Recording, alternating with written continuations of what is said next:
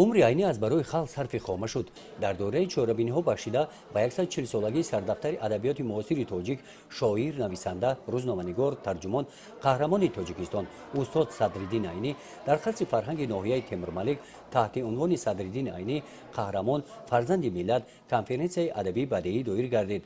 این چهاربینی در سطح بلند فرهنگی تشکیل و گذرانیده شد. در نمایش کتاب‌ها بخشیده به این چهاربینی نورسان و جوانان با ایجادیات نویسنده از نزدیک آشنایی پیدا نمودند. در این چهاربینی رئیس ناحیه تیمورملک، نمایندگان مقامات اجرایی حکومت دولتی ناحیه، خوانندگان مؤسسه‌های تعلیمی، اعضایان کتابخانه مرکزی ناحیه، مخلصان شعر و سرود اشتراک نمودند. خوانندگان مؤسسه تحصیلات میانه عمومی رقم 2 ناحیه با معروضه در موضوع عینی و اصالت ملی، شرح حال عینی، میراث ادبی عینی، نورسی و جوانی عینی برآمد نمودند. با این چهاربینی نورسان آمادگی خوب دیده از ایجادیات صدرالدین عینی شعرها قرائت کردند. از روی اثر آدینه و مکتب کهنه نورسان صحنه جالب پیشکش تماشابینان گردانیدند.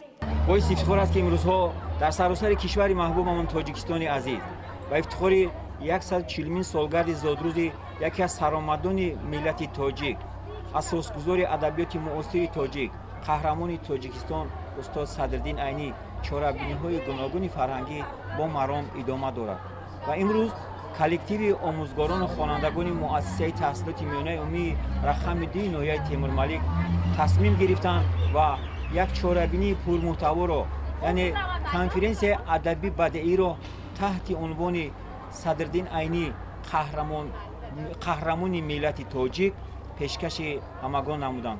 باید قید نمود که در این کنفرانس ادبی بدیعی خوانندگان از اشعار استاد صدرالدین عینی، از اثرهای پوبلیسیستی آن یاد آوردند و معلومات مکمل به همگان پیشنهاد نمودند.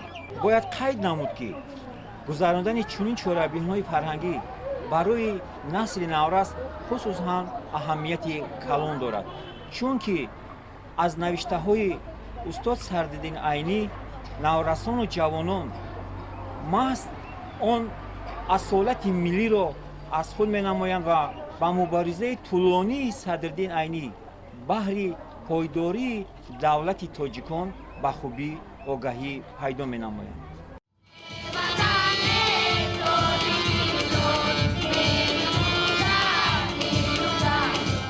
همین گونه چهاربینی ها بخشیده به 140 سالگی زادروز استاد صدرالدین عینی در دیگر مؤسسه‌های تعلیمی ناحیه گذرانیده شدند.